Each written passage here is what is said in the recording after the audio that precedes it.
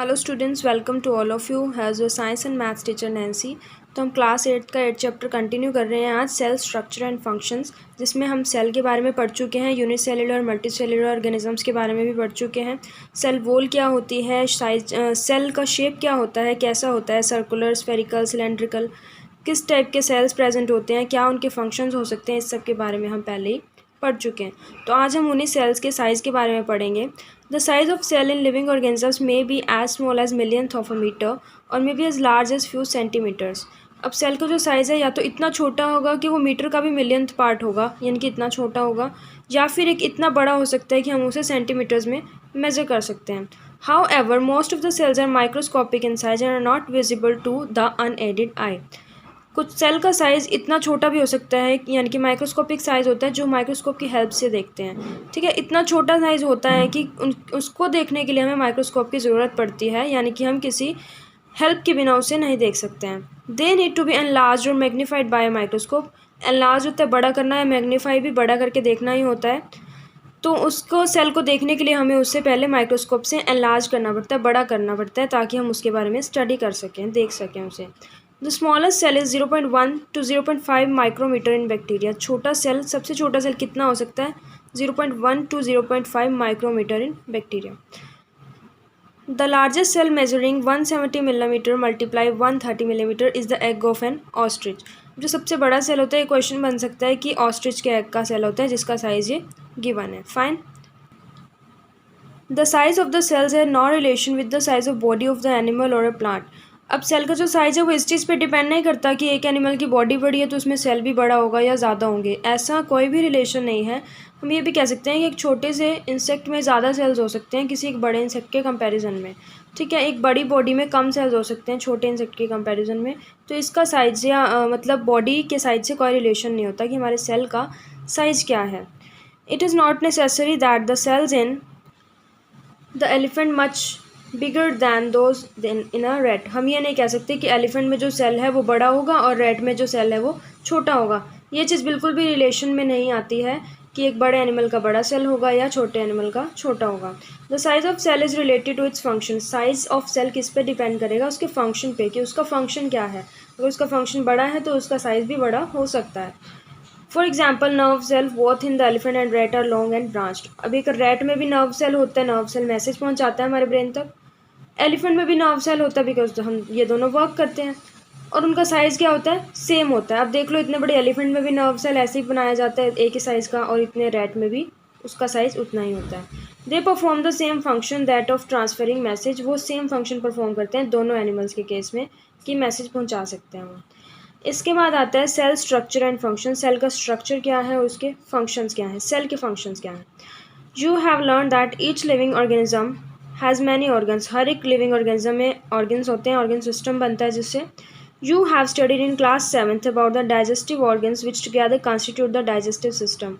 हमने क्लास 7 में पढ़ा है कि डाइजेशन के लिए कुछ ऑर्गन्स प्रेजेंट होते हैं जिनको हम बोलते हैं डाइजेस्टिव ऑर्गन्स। डाइजेशन क्या होता है? पचाना, खाने को हजम करना। तो उसके लिए कुछ ऑर्गन्स प्रेजेंट होते हैं और जिनको हम इकट्ठा क्या बोलते हैं? एक डाइजेस्टिव सिस्टम, जिसका डायग्राम्स भी हम बुक्स में पढ़ते हैं। Each organ in the system perform different function such as digestion, assimilation and absorption. हर एक ऑर्गन उस डाइजेस्टिव सिस्टम के अंदर एक पर्टिकुलर फंक्शन परफॉर्म करता है। जैसे कोई डाइजेशन करता है, कोई एसिमिलेशन, एब्जॉर्प्शन, सारे वक्त उनके अलग अलग होते हैं। Similarly different organs of plant perform specific specialised functions. अब प्लांट में भी जो ऑर्गन्स होते हैं उनके अलग अलग फंक्शंस होते हैं। For example, roots help in absorption of water. Roots क्या काम करती हैं? अब डिफरेंट पार्ट्स से अपना अपना फंक्शन परफॉर्म करेंगे। लास्ट में कहना क्या चाहेंगे कि सेल भी क्या करते हैं? अपना अपना फंक्शन परफॉर्म करते हैं। Different organs of plant perform specialised functions. For example, roots help in absorption of water. अब जो जड़ें होती हैं प्लांट की, ट्रीज की, वो वाटर को एब्जॉर्ब करती हैं।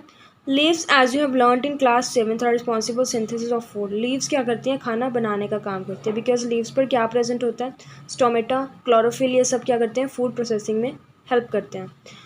Each organ is further made up of smaller parts called tissue. हर एक ऑर्गन किससे बना होता है? टिश्यू से। अब टिश्यू क्या है? टिश्यू क्या है? सेल्स का ग्रुप है। देखो, सबसे पहले हमारे पास होते हैं सेल। जब सेल कंबाइन होंगे तो हमारे पास क्या बन जाएगा? टिश्यू। और टिश्यू कंबाइन होगा तो हमारा क्या बन जाएंगे? ऑर्गन्स। और ऑर्गन्स कंबाइन होंगे तो क्या बन जाएगा? Organ system. ये 4 स्टेप होते हैं। सबसे छोटी यूनिट होती है हमारी बॉडी की सेल। सेल एक ग्रुप बनाएंगे जब इकट्ठे होंगे तो उसे टिश्यू बोलेंगे। टिश्यू जब ग्रुप बनाएंगे तो ऑर्गन बोलेंगे, एंड ऑर्गन्स जब इकट्ठे होंगे एक जगह पर उसे बोलते हैं ऑर्गन सिस्टम। हर एक ऑर्गन का अलग अलग एक फंक्शन होता है, यानी कि हर एक टिश्यू का एक एक फंक्शन होता है, यानी कि हर एक सेल का अलग फंक्शन होता है। Paheli realise that an organ is made up of tissues which in turn are made up of cells. अब पहेली ने रियलाइज़ किया कि हर एक ऑर्गन किससे बनता है, टिश्यू से, और टिश्यू किससे बना होता है, सेल से। The cell in a living organism is the basic structural unit. इसलिए हम कहते हैं कि सेल एक बेसिक यूनिट है, बिकॉज सेल नहीं होगा तो टिश्यू नहीं होगा, टिश्यू नहीं होगा तो ऑर्गन नहीं होंगे, ऑर्गन नहीं होगा तो ऑर्गन सिस्टम नहीं होगा, and if there is no organ system our body will not be able to do work. तो इसीलिए सेल जो है एक बेसिक यूनिट है हमारी बॉडी की। Parts of the cell, cell में क्या क्या प्रेजेंट होता है, डायग्रामेटिकली ज़्यादा हमें समझ आता है। Cell membrane, the basic components of a cell are cell membrane. जो बेसिक कंपोनेंट है वो cell membrane, cytoplasm and nucleus. एक न्यूक्लियस प्रेजेंट होता है, साइटोप्लाज्म एक लिक्विड होता है जो सेल के अंदर प्रेजेंट होता है, सेल मेम्ब्रेन होती है जो सेल की बाउंड्री होती है। Cytoplasm and nucleus are enclosed within the cell membrane are called plasma membrane. जब साइटोप्लाज्म और न्यूक्लियस को हम कंबाइन करके देखते हैं, जैसे देखो काफ़ी सारे ऑर्गन्स को इकट्ठा करके हम क्या बोलते हैं, ऑर्गन सिस्टम। उसी तरह जब हम साइटोप्लाज्म और न्यूक्लियस को इकट्ठा बोलते हैं तो उसे बोलते हैं हम plasma membrane. The membrane separate cell from another and also the cell from the surrounding medium. अब जो मेम्ब्रेन होती है ये एक बाउंड्री को समझ ली। मेम्ब्रेन जो है एक बायो की लैंग्वेज है, असल में इसका जो दूसरा सिनोनिम होता है दैट इज़ बाउंड्री। एक ऐसी बाउंड्री जो एक चीज़ को दूसरे से अलग करती है। और डेफिनेटली देखो एक चीज़ है हमारे पास, बीच में कोई बाउंड्री आ जाए तो यानी कि ये अलग हुआ, ये अलग हो गया। तो मेम्ब्रेन भी कुछ इस तरह से वर्क करती है कि एक सेल है, उसकी मेम्ब्रेन है जो बाउंड्री है, अब दूसरे सेल से इसको क्या करेगी, वो अलग करेगी। यानी कि एक पर्टिकुलर सेल हो गया, ये दूसरा सेल हो गया, ये तीसरा सेल हो गया। The plasma membrane is porous and allows the movement of substances और materials both inward and outward. अब जो सेल मेम्ब्रेन का वर्क क्या है, ये चीज़ों को सेल के अंदर लेकर जाती है और सेल से बाहर भी लेकर आती है। सपोज़ कि हमारे पास सेल प्रेजेंट है, यहाँ पर साइटोप्लाज्म है, न्यूक्लियस है, बीच में क्रोमोसोम्स वगैरह प्रेजेंट हैं। तो अब क्या होगा, प्लाज्मा मेम्ब्रेन यानी कि सेल मेम्ब्रेन क्या वर्क करेगी, जो यूज़फुल सब्सटेंस है उसको अंदर लेकर आएगी सेल के एक दरवाजे की तरह, और जो अंदर वेस्ट सब्सटेंस है उसको बाहर लेकर जाएगी, ताकि हमारा सेल प्रॉपरली फंक्शन करता है। इसके बाद the boundary of the onion cell is the cell membrane. अब एक अनियन सेल को जब हम माइक्रोस्कोपिकली एनालाइज करेंगे तो उसकी जो बाउंड्री होगी वो क्या होती है, एक सेल मेम्ब्रेन होती है, जैसा कि इसमें दी हुई है। Covered by another thick covering called cell wall. अब एक सेल है, इसको तो हम सेल मेम्ब्रेन कहेंगे। अगर इसके बाहर एक और बाउंड्री प्रेजेंट होगी तो उसे हम बोलेंगे सेल वॉल। अनियन पील में, अनियन के छिलके में यही चीज़ पाई जाती है कि अंदर एक सेल, बाहर एक सेल वॉल होगी और अंदर क्या होगा, एक cell membrane. The central dense round body in the centre is called nucleus. अब जो सेल के सेंटर में एक पार्ट होता है that is called as the nucleus. Fine. The jelly like substance between the nucleus and the membrane is called cytoplasm. अब nucleus और membrane के बीच में जो लिक्विड प्रेजेंट है दैट इज साइटोप्लाज्म। हम यहाँ पर देख सकते हैं, सपोज कि एक सेल है, जो इसकी बाउंड्री होगी उसे हम बोलते हैं सेल मेम्ब्रेन। जो बाउंड्री है ये एक सेल है, इसके बाहर वाली बाउंड्री क्या होगी, सेल मेम्ब्रेन। जो सेंटर पार्ट है इसे हम बोलते हैं न्यूक्लियस, और न्यूक्लियस की जो बाउंड्री होगी उसे हम बोलेंगे न्यूक्लियर मेम्ब्रेन। मेम्ब्रेन एक बाउंड्री ही होती है, ठीक है, जिसके बाहर वो प्रेजेंट होगी वो उसी नाम से जानी जाएगी। जैसे ये पूरे सेल की बाउंड्री है तो ये सेल मेम्ब्रेन हो गई, ये न्यूक्लियस की बाउंड्री है तो ये न्यूक्लियस मेम्ब्रेन हो गई, और ये जो सारा लिक्विड पड़ा है इसके बीच में मेम्ब्रेन और न्यूक्लियस के बीच में, ये सारा क्या है हमारा, साइटोप्लाज्म।